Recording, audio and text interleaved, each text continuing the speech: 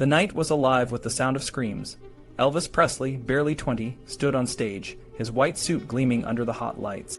The girls in the crowd were in a frenzy, their hands reaching out, desperate to touch the boy from Memphis who was setting their hearts on fire. But tonight, something was different. Elvis wasn't just moving with the rhythm.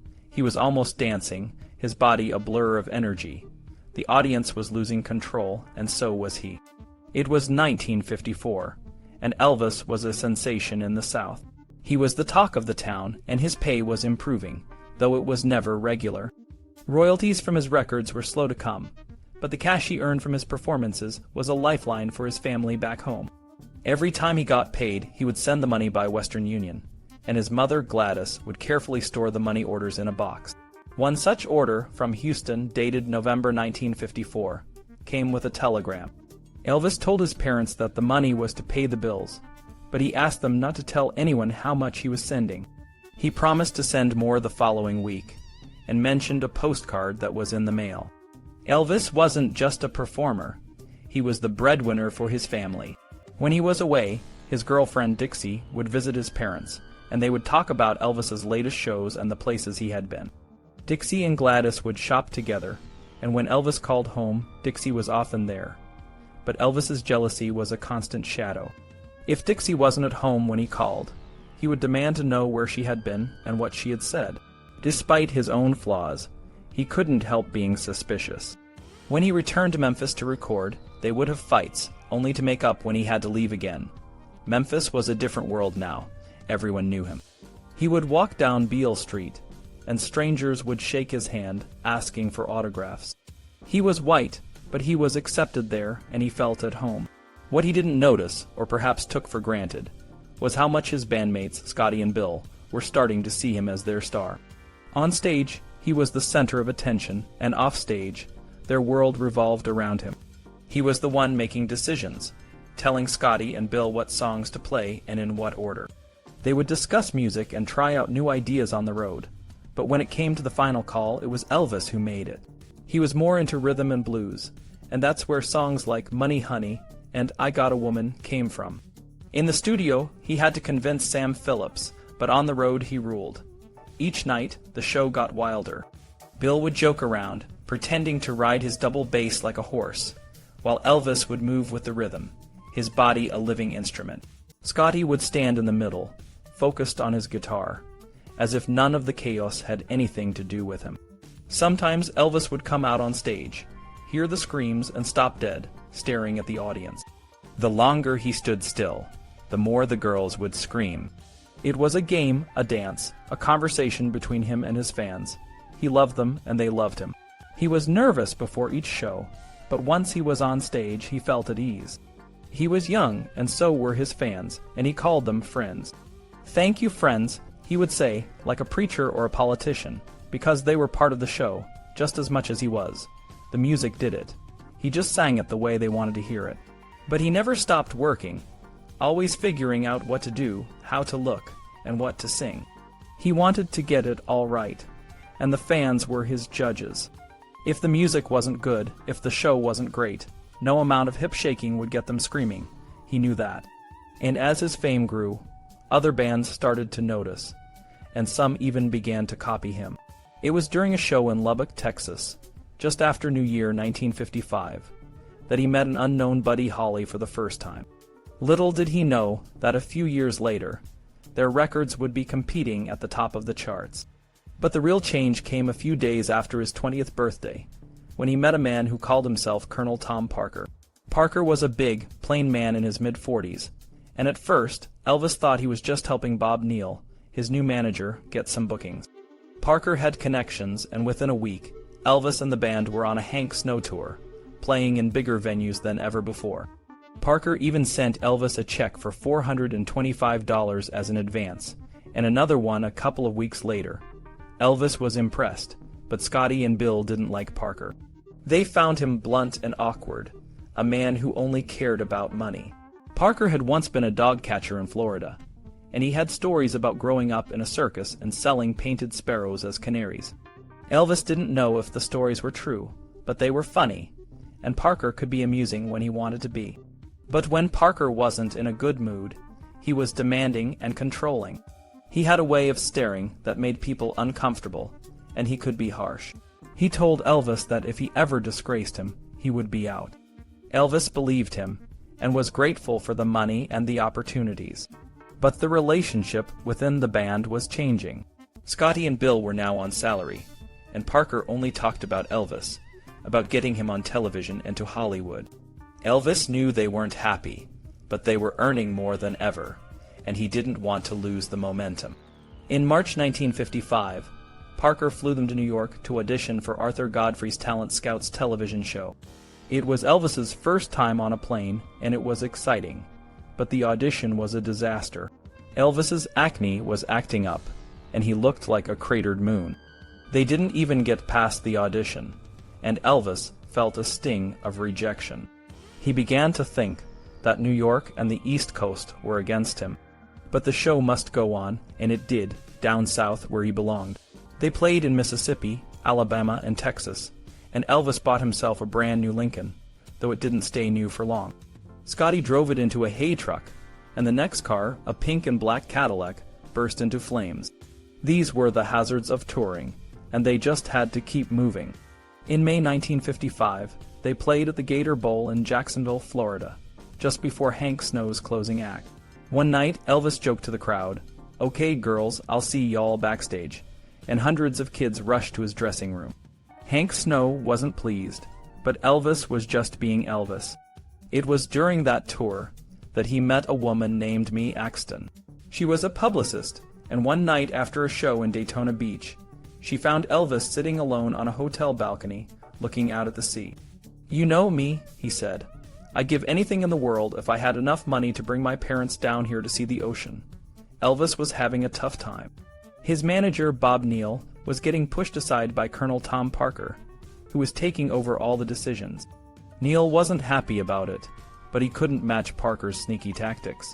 Parker was all about business, and he made sure Elvis knew it. Meanwhile, Elvis's personal life was a mess. When he went back to Memphis, his girlfriend Dixie had some bad news. She had been seeing another guy, and was too scared to tell Elvis herself. Dixie asked Elvis's mom, Gladys, to deliver the message. Elvis was heartbroken. He couldn't handle rejection well, but he tried to move on. At 20, there were plenty of other girls around, but things got complicated. One night, after a show, Elvis took a girl back to his hotel room. The condom broke, and he panicked. He asked his bandmates for advice, and they suggested he either marry the girl or leave town fast. Elvis took her to the emergency room, but the experience scared him. He was working hard to build his career, and didn't want to make any mistakes. His parents depended on him now, and he couldn't afford to let them down. Parker was always lecturing Elvis about his behavior. He told Elvis that any kind of dirty talk on stage was off limits. This ruined a funny routine Elvis and his bandmate Bill had come up with. Elvis thought it was harmless, but Parker didn't like it, so they had to stop. Parker also started making all the non-musical decisions for Elvis. He didn't want Elvis to stay at Sun Records, thinking it was too small for a rising star. Other record companies like MGM, Columbia, and Atlantic were interested in signing Elvis, but Parker had a connection with RCA. He pushed hard for Elvis to leave Sun, and eventually, Sam Phillips agreed to sell Elvis's contract to RCA for $35,000. It was a lot of money in those days, and Elvis was excited about the new opportunities. Elvis's parents were involved in the decision. His dad, Vernon, was starting to like Parker because Elvis's pay was going up, but his mom, Gladys, didn't trust Parker. She felt that he was leading Elvis down a dangerous path, like a deal with the devil.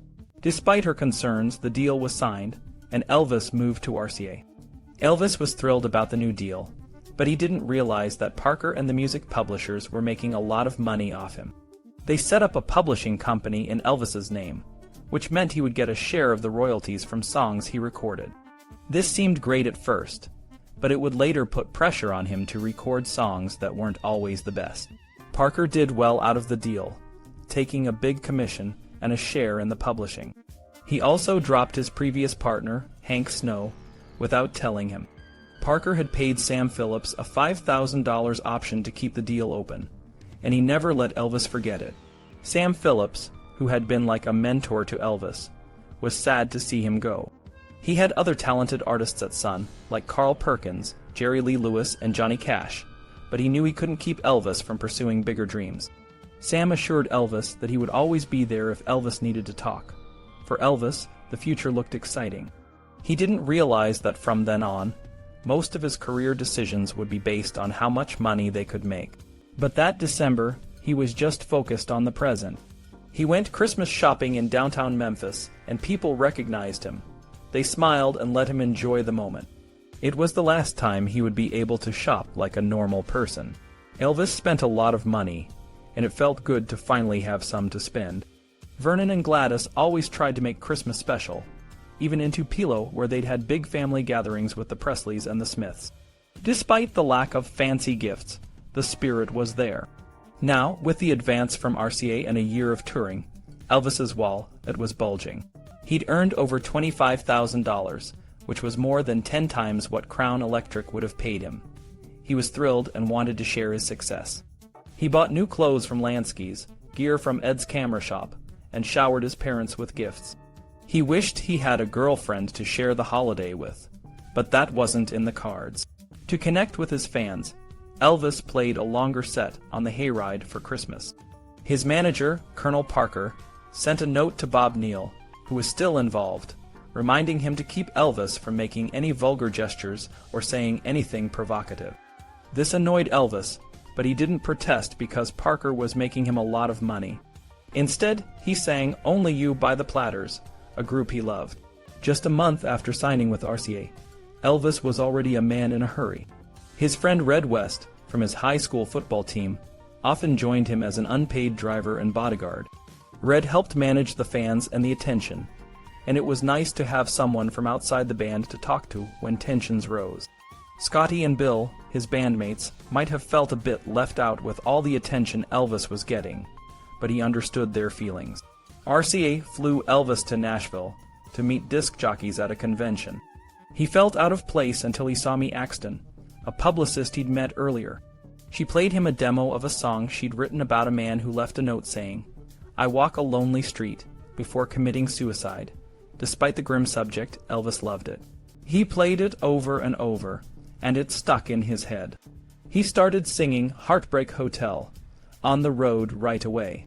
By the time Elvis and his band arrived in Nashville for their first RCA session on January 10th, 1956, they were ready to record Heartbreak Hotel. Elvis was worried about the different acoustics in the big, high-ceilinged RCA studio, compared to Sun's small space.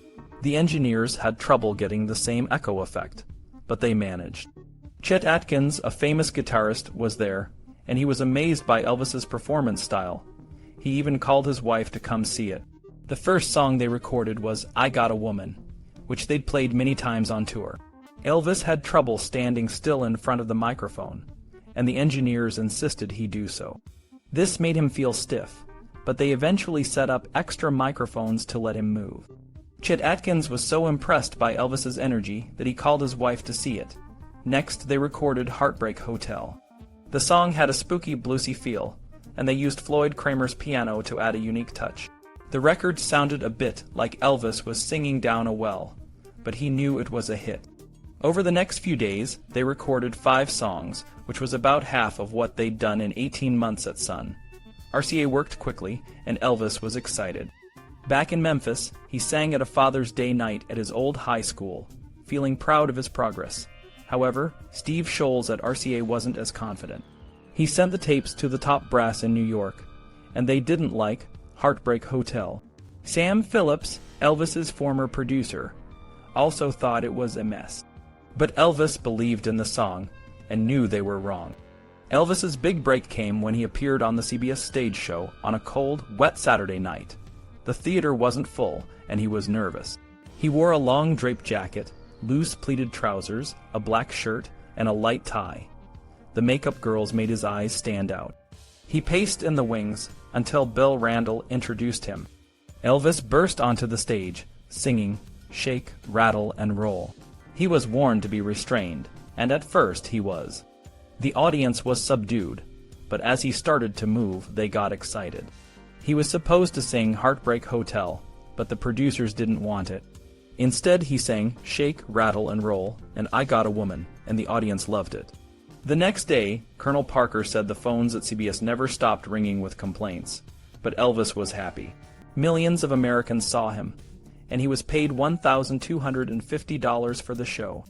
He was due back the next week, and hoped they'd let him sing Heartbreak Hotel. Steve Sholes wanted more recordings to fix what RCA saw as a disaster. On Monday, Elvis and his band went to RCA New York studio. They recorded Blue Suede Shoes and other R&B covers for his first album, Elvis Presley. The album cover showed Elvis in a singing paroxysm, with his name in pink and green. It was bold and provocative, and critics focused on the cover rather than the music. But the Colonel said, "Don't worry, Elvis, it's all publicity and it's free." Elvis's week in New York. That winter was like stepping into a whole new world. He called home every night, and Gladys always asked about the skyscrapers and the sights. Memphis, his hometown, only had one tall building, and it was nothing compared to the Empire State Building. But what Gladys really wanted to know was if her son was safe and happy. Elvis reassured her that he was, thanks to the RCA and CBS staff who were doing their best to make him feel at home. Still, their fast talk and smart ways sometimes made him feel left out. New York was a noisy, confident city, filled with all kinds of people, and it was as different from Memphis as it could be. Julian and Jean Aberbach, who ran a music publishing company, showed Elvis around New York on his days off. They were from Austria and had moved to the U.S. in the 1930s, where they became successful in the country music business. One evening, Julian invited Elvis to dinner at his fancy home to meet people in the industry. Everything was friendly, but when the pink rare lamb was served, Elvis nearly gagged. "But it's still bleeding," he said in horror. Mrs. Aberbach was surprised, but quickly took the plate away. Elvis felt embarrassed, but it was a moment he would remember for years. After his first nervous appearance on the stage show, Elvis was more confident for his second show. However, there was bad news. Heartbreak Hotel wasn't selling yet, so the producers wouldn't let him sing it. Instead, he sang Baby, Let's Play House, and Tutti Frutti. After the show, the Dorsey brothers took the band to the Roseland Dance Club. When an attractive woman from CBS asked Elvis to dance, he politely declined, saying, "I would if I could, ma'am, but I'm sorry I never did learn how to bop." The Dorsey brothers were amused because Elvis didn't drink, didn't smoke, and now he said he didn't dance either. Jackie Gleason gave Elvis some advice. "Elvis, you're going to be a very big star. Don't hide. Walk the streets, go to restaurants, but don't hide. If you do, you're going to be the loneliest guy in the world." Elvis was focused on his manager, Colonel Parker, and sent him a telegram saying how wonderful he was and how loyal he would be. Television was making Elvis famous. After each appearance on the stage show, tickets to his shows and the places he played between TV appearances sold out quickly. Black fans started coming to his shows, and it struck him as odd because he had grown up with segregation. He followed the rules, though, and kept singing. By Sunday afternoon, he was in Richmond, Virginia, starting a 3-week tour down the East Coast. Elvis and the band were always on the move. They had 4 shows a day sometimes, and the other acts on the tour watched him perform, amazed by how he whipped up the audience. He was enjoying the excitement, but sometimes worried that the screaming might be too much. "I'll never make it," he thought one night. "They're never gonna hear me, because they're screaming all the time." Finally, Heartbreak Hotel was on the charts, and the CBS producers let him sing it on his 3rd show. But they ruined it with a brassy band arrangement. Elvis thought it was awful, but got through it with a rueful grin. He told Steve Sholes at RCA how he felt, and the big band arrangement wasn't used the next week. The next morning, they were back in the air, heading to Norfolk, Virginia for 3 shows. Elvis's cousin, Gene Smith, was helping Red on the road, and Vernon had built a trailer to carry the instruments and Elvis's suits. Vernon had quit his job to help his son, and when the newspapers found out, they mocked him. But Elvis understood that his father was more important helping him than working a job. Elvis was enjoying fame, but he had a problem he couldn't talk to his parents or the Colonel about. He visited Sam Phillips, the only adult he trusted. "Mr. Phillips, I believe I might have syphilis," he said. Sam was surprised but listened. After a bit of embarrassment, Sam decided to take Elvis to a doctor, who lanced a carbuncle, a small infection. Sam had always been more than a record producer to Elvis, and his advice was missed. Elvis bought a ranch-style house on Audubon Drive for his parents, paying cash. He wanted them to be proud, so he bought new furniture for the house. His mother, Gladys, was grateful, but seemed more timid. She worried about the neighbors and the fans outside. Elvis could see that she wasn't feeling well, drinking more and taking diet pills. When he had to leave, he was glad his father could be with her. By the end of March, Elvis did his fifth and final stage show in New York. Heartbreak Hotel was high on the charts, and his first album was in stores. Both RCA and CBS wanted him to sing Blue Suede Shoes on the last show, but he couldn't do that. For months, Elvis had been in a friendly competition with Carl Perkins. They had known each other from their days at Sun Records, where they would sit together at Taylor's Cafe and talk about music. But just a couple of days before Elvis was set to appear on the CBS show, Carl and his band were involved in a car crash on their way to perform on the Perry Como show on NBC. The driver had fallen asleep at the wheel and was killed, and Carl's brother, who played with him, had a broken neck. Carl would be in the hospital for months. Gladys, Elvis's mother, had always worried about the dangers of constant touring, and now her fears were realized. There was no way Elvis could sing Blue Suede Shoes that night, no matter how much CBS and RCA tried to persuade him. Instead, he performed Money Honey. After the show, Scotty D. J. and Bill drove back to Memphis and stopped by the hospital in Delaware to visit Carl. Elvis would have gone too, but he was already on a plane to Los Angeles. The Colonel and the William Morris Agency had been pushing Elvis hard in Hollywood, and a screen test with Hal Wallis at Paramount was a big step. Ever since he was a kid, Elvis had dreamed of being a movie star. He idolized James Stewart and James Dean, and the idea of being in the movies had always been a parallel dream to his music. He hadn't done much acting in school, but now that girls were screaming for him, his dream didn't seem so silly. He told Parker he wanted to be a serious actor, not just someone who sang in movies. He believed that singers came and went, but movie stars could be around for a long time.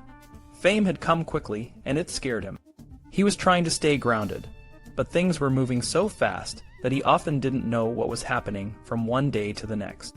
He was tired, sometimes getting only 3 or 4 hours of sleep a night, and he was taking no-dose pills or Benzedrine to stay awake. He had hoped to catch up on sleep during the flight to Los Angeles, but he was too excited. He kept going over the screenplay for a film called The Rainmaker, which starred Katharine Hepburn and Burt Lancaster. The thought of working with such big names made him nervous. When he arrived in Los Angeles, Tom Diskin, Parker's right-hand man, was there to meet him.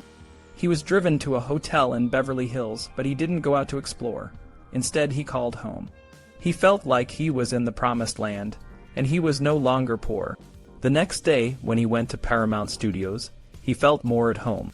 Secretaries were buzzing around, and they all came to take a look at him. He knew how to handle the attention from girls, but he was still learning about the movie industry. For the screen test, he was asked to do a couple of scenes with an actor. He was worried about his stammer, but Hal Wallis told him it would make him seem more natural. Elvis did his best to act naturally. After the scenes, Hal Wallis wanted to see how Elvis looked on camera while singing. They played him a recording of Blue Suede Shoes, gave him a fake guitar, and asked him to mime. Elvis thought he did well, but he didn't realize that they were more interested in his singing than his acting. A few days later, a reporter asked how the screen test went, and Elvis said he was going to be in The Rainmaker. He was embarrassed when the Colonel told him he wasn't, and that he had been loaned out to 20th Century Fox for another movie. He felt like a rental car being passed from one studio to another. The Colonel also told him to avoid talking to the press, as they might twist his words. Elvis was getting a lot of attention from the media, but not all of it was positive. Some people accused him of being vulgar and encouraging juvenile delinquency. He defended himself, saying that music didn't cause delinquency, and that what he did was healthy and fun. He was especially upset when someone called him Elvis the Pelvis. Meanwhile, the music business was moving fast. After a few shows in San Diego, an appearance on the Milton Berle Show, and a short tour, Elvis and the band were heading back to RCA Nashville studios. The flight started badly when their plane ran out of fuel, and the pilot got lost. They had to make an emergency landing, and when they took off again, the engines cut out. They were all scared, but the pilot managed to get the engines running again. When they finally reached Nashville, Elvis was done with the pilot and decided to take a commercial flight back. At the studio, things were tense. Chet Atkins, the producer, didn't seem to take Elvis seriously. The Jordanaires, a vocal quartet Elvis admired, were only partially booked, and the material wasn't great. They recorded I Want You, I Need You, I Love You, which became a hit, but Elvis wasn't entirely satisfied with the session. From then on, he took more control in the studio, and didn't record in Nashville for 2 years. One of Elvis's happiest memories from this time was when they finished a show in Houston, and went to a club where Lowell Fulson was playing. Elvis was a fan, and Fulson invited them up on stage to jam. Watching Scotty and Fulson play together was a rare treat. As Elvis and the band started touring more, the Colonel began booking them with comedians instead of other musicians to keep the audience entertained until Elvis came on. The first time they played in Las Vegas, at the New Frontier Hotel, it was a disaster. The audience was mostly middle-aged and didn't react to Elvis's performance. He tried to joke around to win them over, but it didn't work. The Colonel told him to avoid making barnyard jokes, as they were off-color.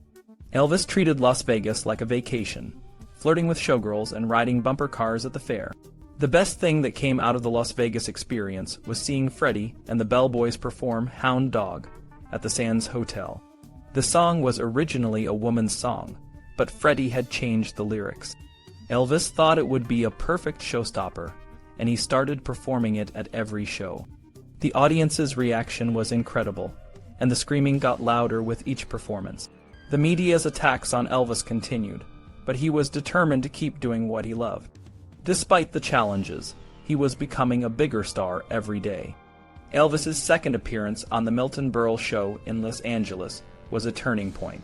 This time he performed Hound Dog without a guitar, letting his legs and arms move freely. The next morning, he woke up to a flood of criticism. Newspaper columnists described him as morally degenerate, primitive, lewd, obscene, suggestive, and vulgar. Some even said he looked like he was doing a striptease with his clothes on. They also claimed he couldn't sing, and that he was leading kids into juvenile delinquency and drug-taking. The backlash followed him wherever he went, and even his mother, Gladys, was upset. NBC even talked about canceling his appearance on the Steve Allen Show in New York. Despite the Colonel's advice that all publicity was good publicity, Elvis couldn't ignore the avalanche of abuse. He finally snapped when a reporter followed him into a restaurant in Charlotte, North Carolina. The local newspaper had just reprinted a nasty article about him from the New York Herald Tribune. Elvis was frustrated. He pointed out that Deborah Paget, who had also been on the Milton Berle Show, had been a lot sexier than he was, yet the newspapers singled him out. He told the reporter, "The colored folks have been singing and playing it just like I do now, man, for more years than I know. They played it like that in their shanties and juke joints, and nobody paid it no mind until I goosed it up. I got it from them. Down in Tupelo, Mississippi, I used to hear old Arthur Crudup banging his box the way I do now. And I said if I ever get to the place where I could feel all that old Arthur felt, I'd be a music man like nobody ever saw." Elvis went on to say that when he sang hymns with his parents, he stood still and looked serious, but when he sang rock and roll, his eyes wouldn't stay open and his legs wouldn't stay still. He believed the music wasn't nasty, but the critics just didn't understand it. This interview was syndicated to more newspapers, and Elvis felt better for getting it off his chest. Despite the negative press, NBC didn't cancel his appearance on the Steve Allen Show. Instead, they made him wear a tuxedo with tails and sing Hound Dog to a basset hound tied down. Elvis felt humiliated, but the show went on. He knew that for him and his band, performing rock and roll was a serious business. They were trying to put as much emotion and entertainment into their songs as possible. The producers, however, saw it as cheap entertainment, which was a shame. Elvis insisted, rock and roll is a healthy thing, you don't have to be doped up to do it, but the critics weren't listening. He would have to wait a generation before rock and roll was taken seriously. When he and his band went into the RCA studio to record Hound Dog after the Steve Allen show, they knew it was going to be a hit. It took 31 takes to get it right, but Elvis was in charge and insisted on perfection. They also recorded Don't Be Cruel next, which became a double-sided hit. Both songs went to #1, selling 5 million copies in the US alone. The fans adored him, and the negative press didn't matter anymore. Elvis decided to take a break and go home to Memphis by train. He brought along a photographer named Alfred Wertheimer, who had been taking pictures of him in the studio. When they stopped at a signal just outside Memphis, Elvis got off the train and walked home across the fields to avoid the hoopla. Back in Memphis, life was different. His parents had 3 Cadillacs and a Lincoln parked outside their house, making it look like a Presley used car lot. Vernon was thrilled with the new life, but Gladys was overwhelmed. She kept saying, "I can't believe it, I really can't."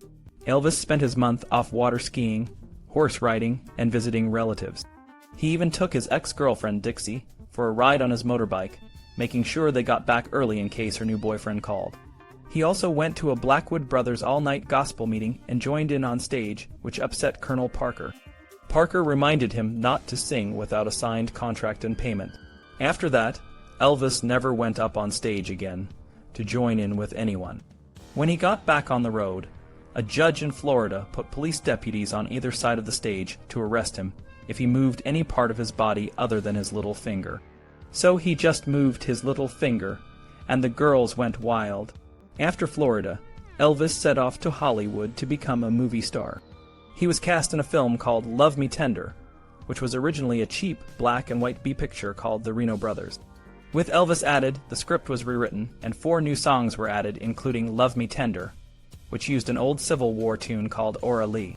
Elvis recorded the songs at 20th Century Fox with Scotty, Bill, and J, but the producers thought they weren't hillbilly enough. Instead, they used local Los Angeles session musicians. Elvis liked one song, We're Gonna Move, but only Love Me Tender sounded like a hit. He recorded it in just 2 takes, but he wanted to do it again because he thought he sounded a little flat. The producer, however, was satisfied, and Elvis didn't make a fuss. Love Me Tender became one of Elvis's most enduring hits. It showed a softer side of him, and he proved he could do more than just belt out rock and roll. Dennis Hopper, an up-and-coming actor, was amazed by how quietly Elvis sang the song in the studio. It was so quiet that Hopper hadn't even noticed him singing. Shooting the movie took less than 3 weeks.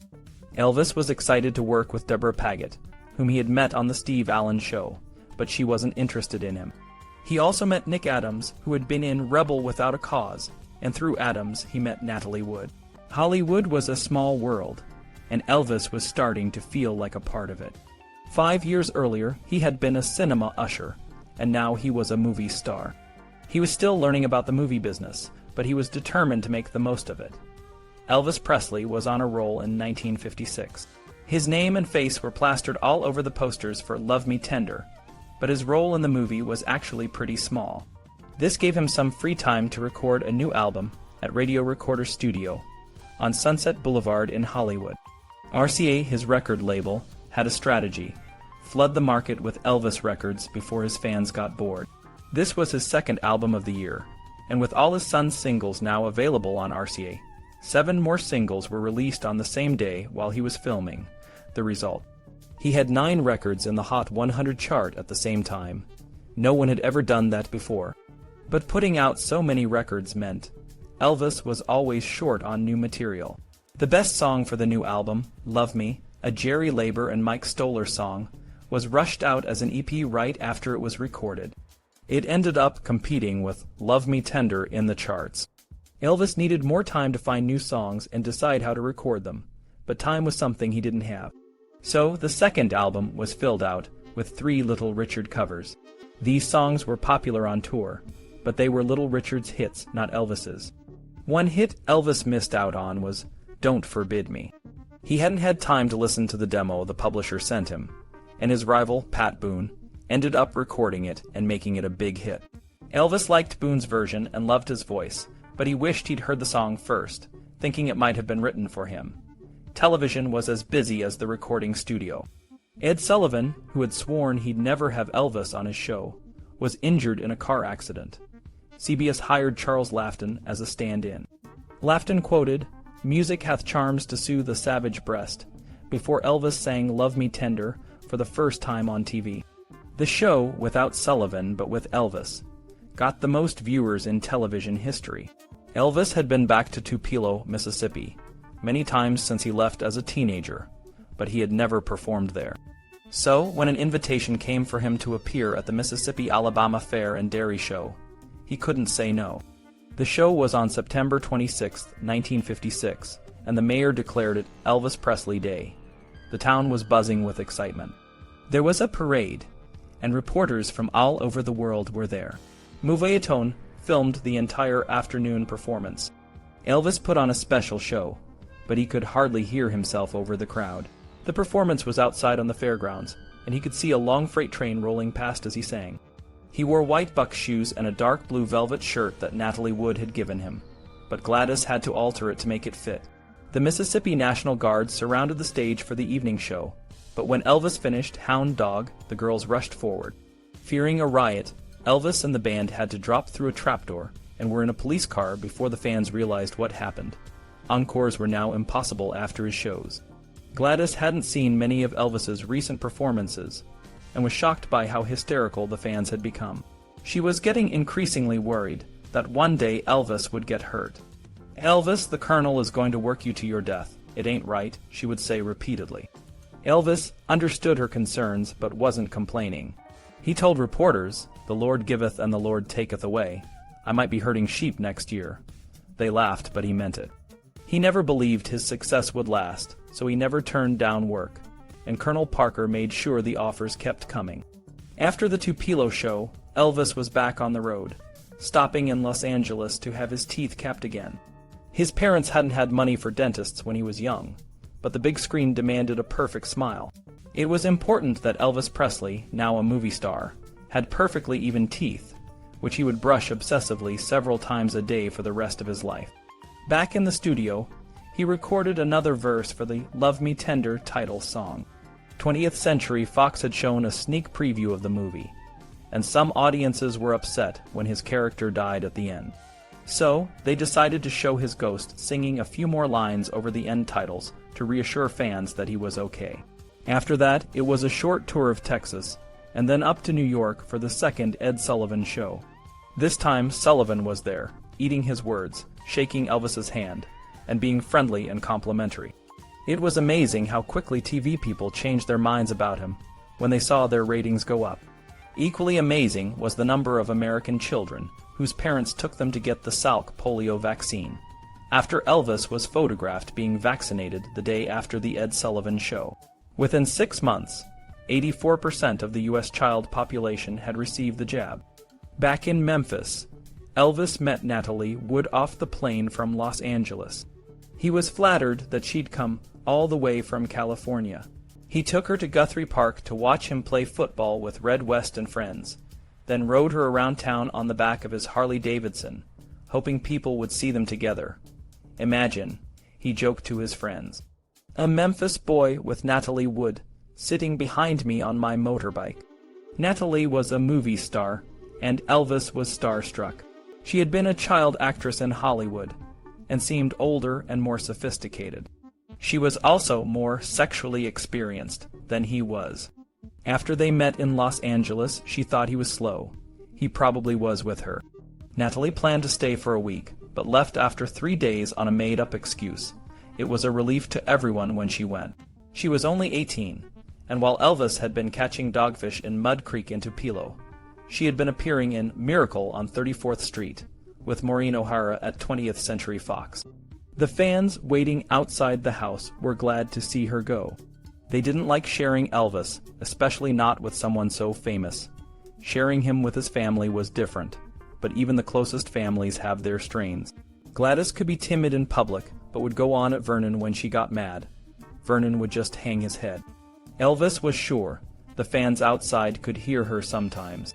Vernon would chastise Elvis over some extravagance, as though he was still a child. Elvis always went out of his way to be extravagant, thinking money was for spending and giving. One day, Elvis came back from a tour and went out with his cousin Harold to buy records. He also bought a bag of guitar picks. They didn't cost much, but Vernon went on about it. Why did Elvis need more guitar picks when the house was full of them? Elvis explained that he was always breaking them, or throwing them to the fans as souvenirs. People stole them too, but they were cheap, so it didn't matter. Vernon said Elvis was just wasting money. Gladys and Grandma were listening with smiles. They knew both men. Normally, Elvis would just shrug. But this time Vernon went on until he really riled his son. "Come here, Daddy. I want to ask you a question. Are you hungry? Do you have plenty to eat?" Elvis asked. Vernon nodded. "Do you have nice clothes to wear, money in the bank, and a brand new car out there in the drive?" Vernon nodded again. "So, you took care of me and Mama when I was little, and you worked hard, and I'm grateful. But now it's my turn, and I'm taking care of you. If I want a guitar pick, I'll buy one. If I want a truck full of guitar picks, I'll buy it. If I want a factory of guitar picks, I'll buy it. It's my money, and I'll do whatever I want with it. So don't ever talk to me about guitar picks again." Vernon did, of course, but not that night. Living with your parents as a grown adult can be tense, but Elvis wanted them all to stay together. That was what he always wanted. The big event for Elvis in the fall of 1956 was the release of Love Me Tender. James Dean's last film, Giant, was released a week later, having taken a year to edit since Dean's death. Elvis's film took just a few weeks to cut. Hollywood was cashing in on him, and he was cashing in too, hoping his appeal would last forever.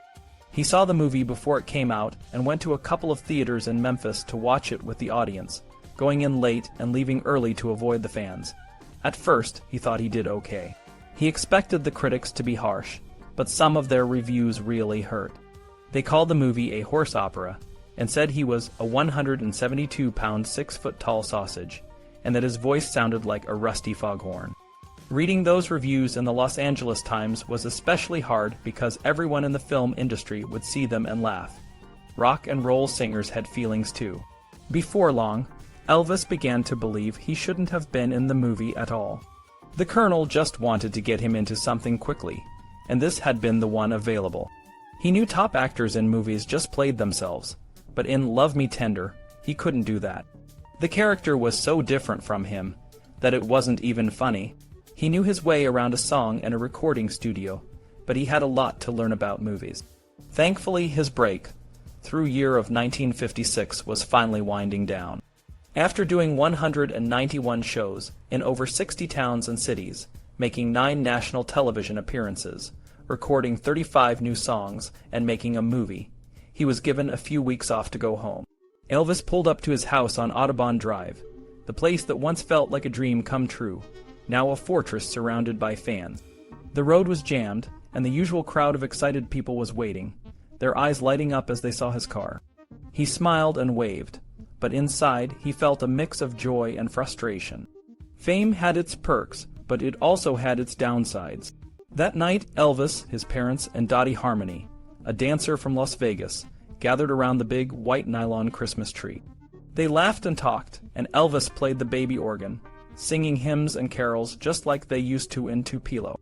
The house was filled with gifts, some still unpacked, and the air was thick with the smell of holiday treats. But even in this moment of happiness, something felt off. His parents, especially Mama, seemed troubled. The next morning, Elvis and his cousins played touch football in the yard, but even the fun was overshadowed by the constant presence of fans outside. Elvis tried to be patient, signing autographs and taking photos, but the pressure was mounting. He knew he had to find a way to give his parents the peace they deserved. A few days later, Elvis received a call from the Colonel, his manager, about a new opportunity, movies. The Colonel had a plan to keep Elvis in the spotlight, while making even more money. Elvis agreed, thinking it might help with the chaos at home. He took one last trip to New York for his final appearance on The Ed Sullivan Show. The train ride was like a parade, with fans at every station, and when he arrived in New York, the streets around the studio were packed with police and fans. Ed Sullivan was all smiles, and CBS let Elvis perform 7 songs, even a hymn from his new EP. It was a bittersweet farewell to the stage he loved. Back in Memphis, things at Audubon Drive were getting worse. The neighbors, once excited to have a famous person in their midst, were now complaining. Mama was hurt by the whispers and the petition to make them leave. One day, Elvis overheard her on the phone saying, "I wish we was poor again, I really do." Her words broke his heart. Elvis knew what he had to do. He sat down with his parents and told them, "We're going to find a new place, somewhere we can live without all this fuss. Mama, you can hang your laundry out just like you used to, and we can have a chicken run and fresh eggs." They nodded, and a small smile returned to Mama's face. The Presleys started looking for a new home, one where they could find peace and quiet. It was a hard decision, but Elvis was determined to make his parents happy again. As he drove away from Audubon Drive for the last time, he felt a mix of sadness and hope. The future was uncertain, but one thing was clear. No matter where he went, his love for his family and his music would always be his guiding light.